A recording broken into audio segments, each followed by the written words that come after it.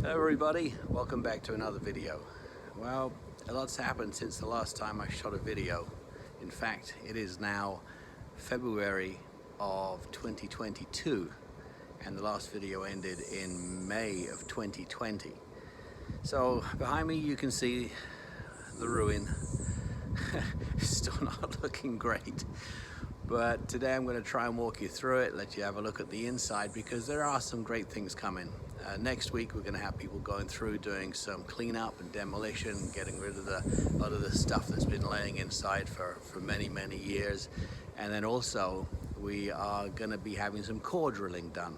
And that's so we can check the soil and the strength of the soil, compression rates and that type of thing. But anyway, I'll fill you in on the whole story once we've had a look inside, all right? All right, I should preface this by saying that I'm no great videographer. I'm working with an iPhone 11 and a gimbal that I'm not particularly familiar with, but I'll do my best and we'll work through it. All right, so as we come in, you can see to the left there's one room. There's actually a wall right here that goes upstairs. If I can show you that, it goes upstairs like that, which we'll get to in a minute. But for right now, we'll concentrate on the downstairs. So this room that is here is the sitting room, and will actually be the sitting room for the downstairs apartment. You can see, or you will do once I show you, if you look up, the state of the ceiling. Not too bad at that point, but trust me, there are cracks and various places where the thing is falling in. Coming back down, right now on the floor there's a big ditch, a drainage ditch, and we will head out towards the back. You will see here, goodness, again, forgive me for not being great with this joystick. I haven't really had a lot of time to practice with it, but I did want to show you this because hopefully next week this is all going to get cleaned up. And I'll be able to show you what it looks like once they've cleaned everything up. So you can see it's a good mess. So we'll go this way and then up, going out to the back door. I have to be careful where I'm stepping as I'm talking to you and try to figure out which is left. So this is the terrace. Again, more junk. On the left side here coming up is what was a bathroom. It's a mess. Again, I mean, you don't need to see all of this stuff, but I'm sure you get the idea. It's a wreck. And then outside again, to the corridor there.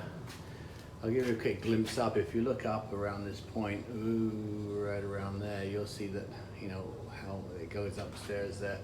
Okay, to the left, coming down again into another one of the rooms that was here, this metal spiral staircase. Again, a lot of junk on the floor.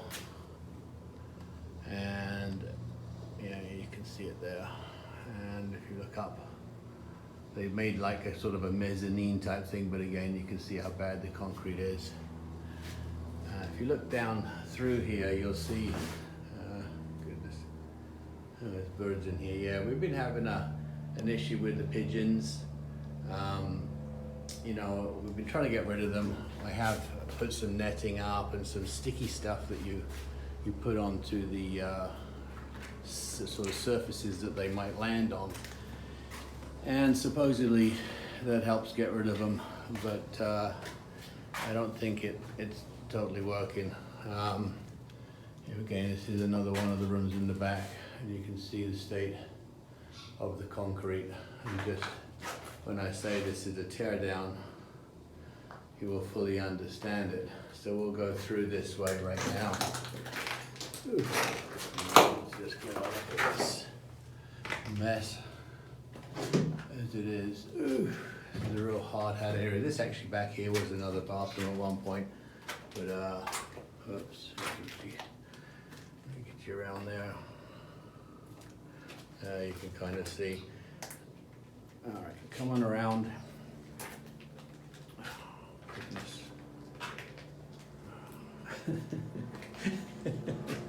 You have to forgive my control of this. It's probably easier if I did it by hand, but I find when people do it by hand without using a gimbal, it makes me sick. I can't watch it for too long, but the stabilizer on the gimbal does tend to help. Anyway, walking back through. So this is pretty much the first floor as it sits, and all of the stuff you see is essentially coming out. We have to take it back. I'll give you another look here. You see just the state of these ceilings where the concrete has just been sitting here for so long. It's just a mess. So anyway, that's pretty much the first floor, heading back towards the front door right now. And let's keep you going. And we'll go upstairs, okay? There's actually 2 more floors. So you'll see now. Oh, don't follow that, follow this.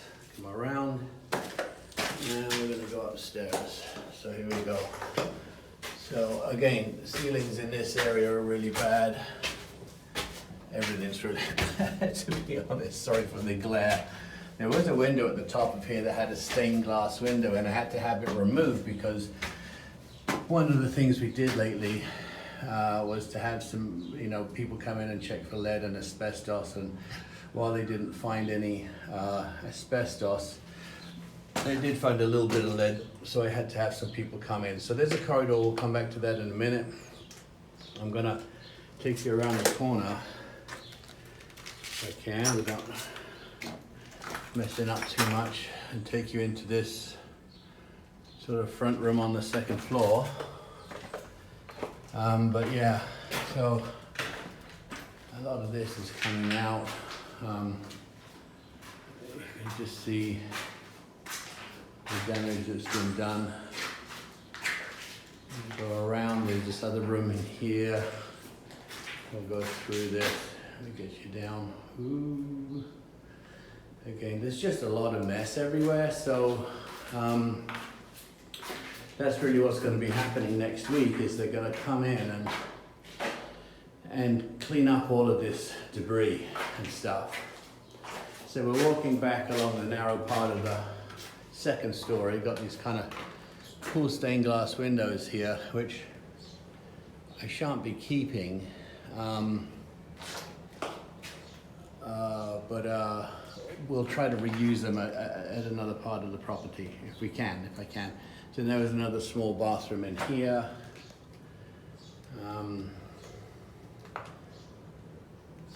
It's really hard to see this stuff. And then heading back again. We've also, as I said, we've got netting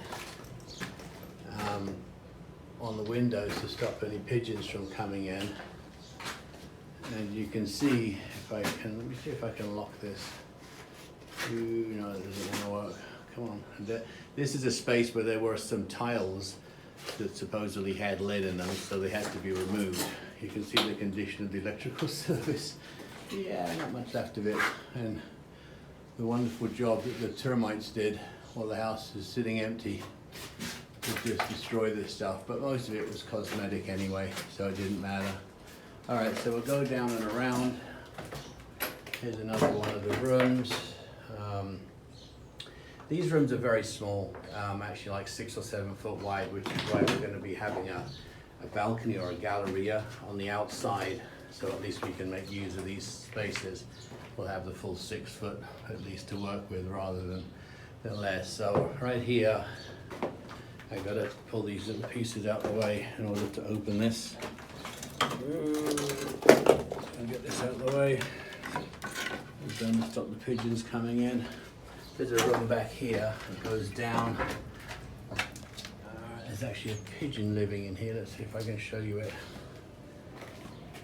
That's the bathroom right in there. Just another little toilet and a wash basin and a shower. Now there was a pigeon living in here with a baby.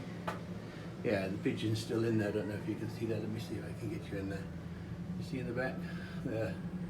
So I'm waiting for this pigeon to get large enough. The mama had 2, and one of them was a bigger and grew and flew in no time at all, and the second one was a little bit of a runt, which is the one that's still sitting in there, but slowly seems to be getting a size now, and that's it. So you can get a look from just the second floor, looking back down stairs. Let me see if I can show you that. Yeah, there you go, back down that way, and then looking up, you get a look at the floors upstairs. So let's go back in. Come around this way. Back out there, that's the back. Bathroom. Again. And then we're going to go upstairs to the third level. Let's see in the back. You can actually just see, if you look, well, probably see it better from the next level up, but I'll tell you, get a little peek of the bay in the back. So this is the third floor. Now let's try and take you there without falling off the edge. Yeah, you can see right in the middle there. You should be able to get a glimpse of the bay from this back. Otherwise we're on the rooftops. Come around. No railing here right now, and we'll walk along, and then you can see this room.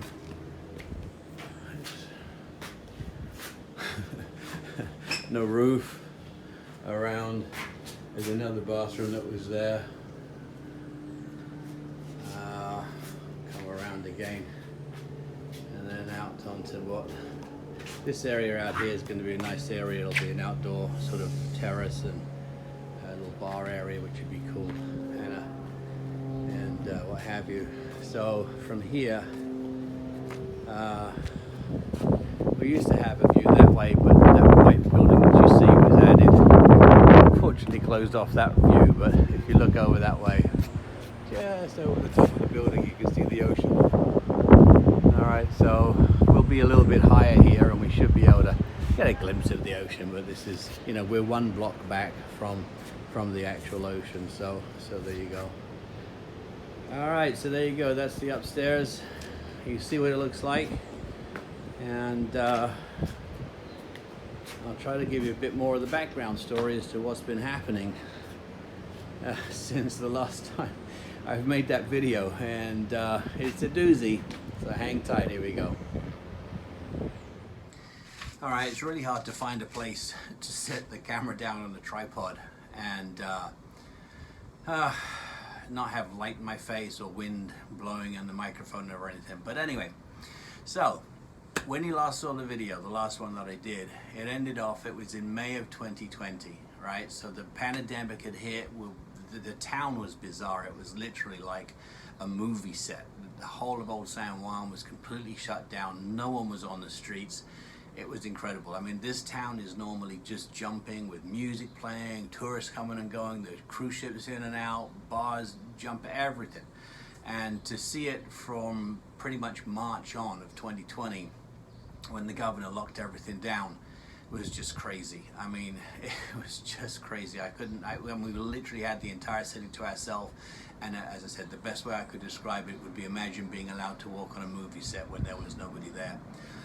So you recall that I was having trouble with the architect that I used. I was desperately trying to get a completed set of drawings from him, and it wasn't happening. We got super close. We got to like 90-95% of what was needed, but we were going back and forth on the electrical and the plumbing. And the big problem for me was this. You know, when you live in a house that's built of wood and sheetrock, it's easy enough that if you put an outlet in the wrong place or a light in the wrong place, you just cut it out, patch up the hole, move the light and rewire it, and you're good to go. When you're working in a concrete building, you don't got that luxury. That was really bad English. You do not have that luxury. You know, wherever you put it the first time is pretty much where it's going to live, unless you want to spend time and money to have someone come in and regrind a channel into the concrete to reset the conduit and reposition the lights. So it was really important to me that we try to get as much of the placement of the lights, particularly, and the plumbing in as close as possible place as to where they needed to be. And again, the bigger concern for me was that knowing that I probably won't be here all of the time that the build is going on, they'll be, I'll be coming and going. I wanted to be able to say to the builder, look, you build it to the drawing, and if there's a change that needs to be made, that's on me. But if you build it different to what's drawn and you screw it up, that's on you. So that's important, because that's really what I need to rely on. So going back and forth with the electrical and the plumbing was just taking forever, and he just didn't seem to understand or get it. And so I made a decision during that time. I said, you know what, if I can't get these plans 100% before I leave in May of 2020, then I'm gonna let this guy go. And again, I liked him very much, super nice guy, and it was not a personal decision, it was absolutely a business decision. I just had to cut him loose. It was just going crazy. The problem with him was simply that he'd retired essentially, and he didn't have his team around him. So while he's a great architect and he did some beautiful drawings, these mistakes would come up and they would just take so long to get corrected. I mean, weeks would go by, years. As I said, 3.5 years for a set of drawings is insane. Anyway, so I made the decision when I left in May that was it. I was going to cut him loose and let him go, which I did. And then I reached out to another architect, a great architect who's done maybe as many as 24 buildings right here in Old San Juan. So he's very familiar with these old buildings and the historical society and so on.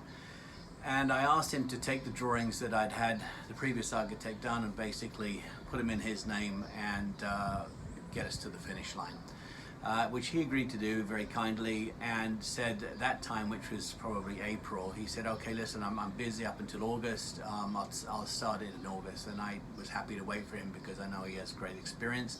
So August came along, and I reached out to him again and said, okay, are we ready to rock and roll? Can we get going on these drawings? And he said, Jeff, I've just basically buried my right-hand man, if you will, at the agency, died. And, we've just kind of buried him. And he said, the problem is that now not only do I have the work I was doing, the projects I was working and drawing for, but also his work has to be done. So I'm slammed right now, and I really can't start your project. So you can imagine, I'm going crazy. Well, you got to be kidding me. But he said, look, I'm shopping around right now. I'm going to try to find another architect and to work with, and as soon as I find somebody, I promise you we'll get stuck into yours. And I said, okay. So more time went by.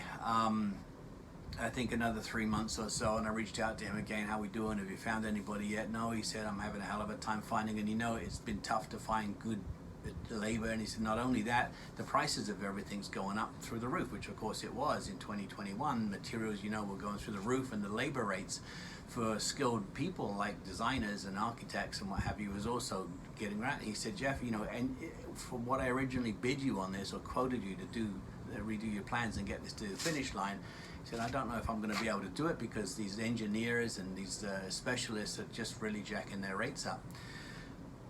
So, I was literally at his mercy at that point. I had no other options. I really didn't want to start with another architect. I know Billy is a great architect, and I should have gone with him from the beginning, but it is what it is. So I patiently sat, and of course then we headed into Christmas.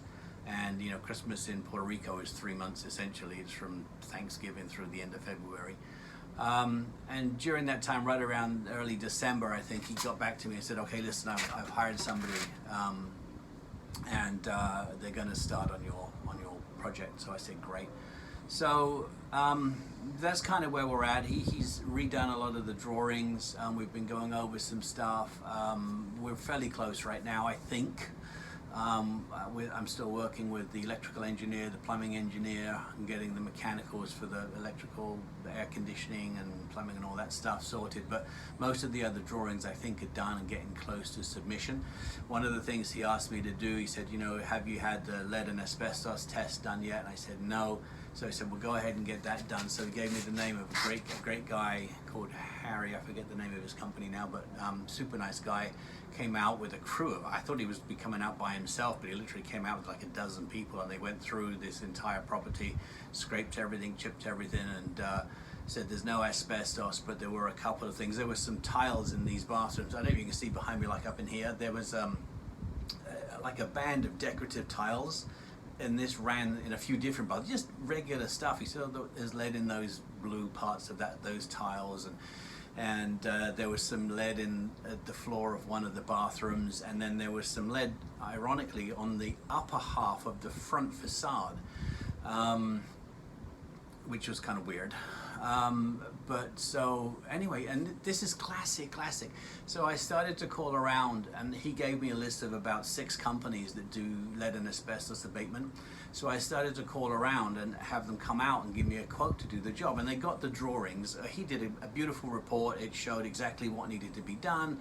It showed photographs of where the areas were that needed to be abated, and you're gonna laugh when I tell you this. I think I had a total of 4 quotes done, and they ranged, same job, exactly the same job, from $7,400 on the low end to $40,000 on the high end.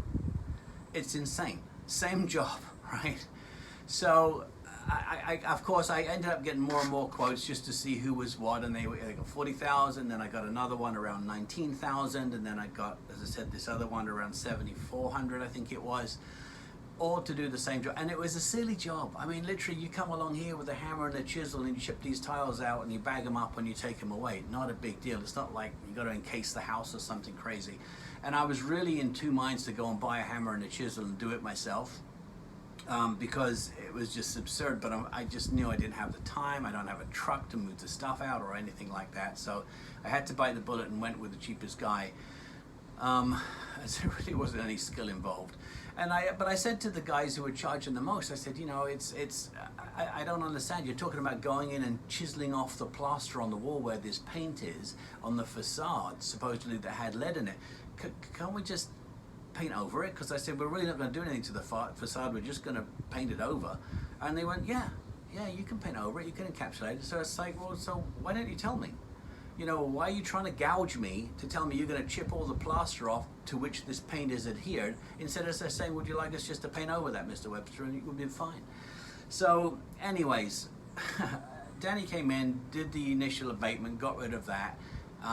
Harry was very good, incidentally, the guy who did the report, because I said to him, you know, Harry, does it matter who does the removal? He said, Jeff, no. I said, because I might go do it myself. He said, as far as I'm concerned, my job is to just say if there's lead in the place or asbestos in the place. He said, you know, we flagged those spots. If you want to go in and remove the stuff and get it out of the house, we'll come back in again. If it's not there when we come in, we'll give you a clean bill of health and say the house is clean.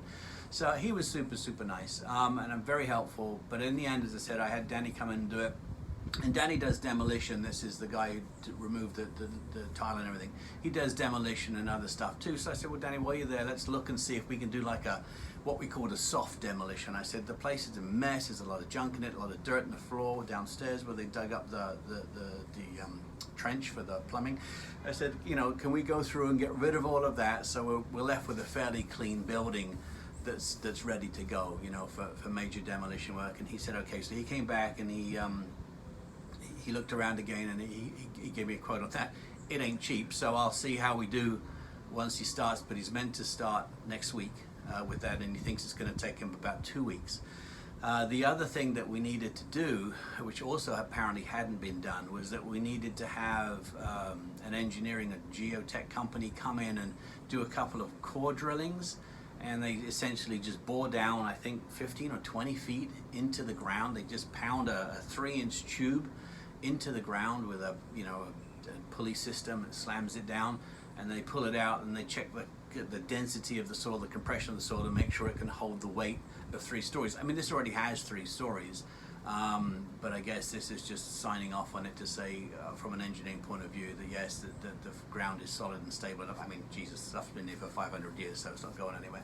So anyway, he's coming in directly after Danny does the demolition. Danny does the demolition. Then we'll have, his name's Jimmy, to come in and do core drilling. And that'll be another 2 pieces of the puzzle. So we're making a little bit of progress here. And I'm excited about that. I mean, if I could get to the point where we were at least ordering permits, I would be thrilled, you know, for the actual project. we're close. I mean, here we are, the end of February. We're going to be here for another couple of months. I'm really hoping that by the time we leave in May, I would be thrilled if we're at the permit stage where I can actually have people come in and start the major demolition and start removing a lot of this rubble. Because that's really the worst of it, in my eyes, is that getting rid of all of what's here. And this was a big lesson. I think I mentioned this in the past video. If you are in a situation when you're buying a ruin, don't do what I said. Don't do what I did. Don't do what I did. And buy the one where you think, oh, there's something there I can work with, I can build on that, I can go from here with that. No, buy the one that the inside is completely gone and you're left with the 4 outside walls. And that way you're just building up from there. You're just putting in new. It's so much easier. It's going to cost me so much money and time just to clean out this to the 4 walls before the guys can start to build up. But once they get it emptied and we get footings in, it's concrete block and concrete. It's gonna go quick, at least to that point where we've got a building again. And then obviously once you've got all the walls up and the roof on and so on, then things will begin to slow down a little bit as we get into fittings and trim and finishings and tile and plumbing and electrical and all that good stuff. So yeah, stay tuned. It's been a long time, but I told you I'll update you as and when project happens. My next video, I hope, I'm going to come in next week. I'll try to shoot you some footage of the guys doing the demolition and cleaning out. And of course, if you've seen this one, you'll get to see the before and after, which would be cool. And I'll also shoot you some footage of the core drilling, which will happen hopefully the week after. So it's going to be at least 3 to 4 weeks before we get back. But that'll be another milestone. We'll make another step, and we're getting a little bit closer to starting work.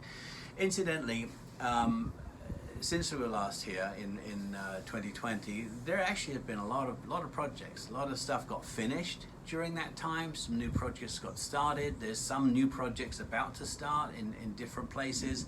So and the price of property in Old San Juan is like doubled. It's insane. So it's cool. I'm happy about that. I'm excited about this house. We're actually staying renting another house that's just up the road from here. I mean when I say just up the road, sort of 50, 60 steps away. And it's so noisy. It's so noisy, that one, because it's on a street where a lot of the traffic goes by, and you get the folks coming by with their kids and the stereos blaring, and it's just really noisy. This house is on, if you will, a side road that you really don't want to come down unless you've got a reason to be coming down this way. It's a lot quieter. And plus, when I finish this project, all the bedrooms are in the back of the property. So that's going to really help, because the one we're in right now, the bedrooms are right on the street, and ooh, is it noisy. I mean, I have to sleep with earplugs every night. That's how bad it is. But here, I'm pretty sure we're going to be cool. All right, so you've had the update, and yeah, as they say, subscribe and all that good stuff, because I can't tell you exactly when I'm going to put the next video out. I'm definitely not this professional people that put them out every week, edit the heck out of them. I'm just not that good yet. I'll work on that when I got time, but we'll try to do another one probably in the next 3 to 4 weeks, and certainly do one more before I leave San Juan this time. I'll give you a sort of a final update of how far we've got. All right, thanks for watching. Have a great day.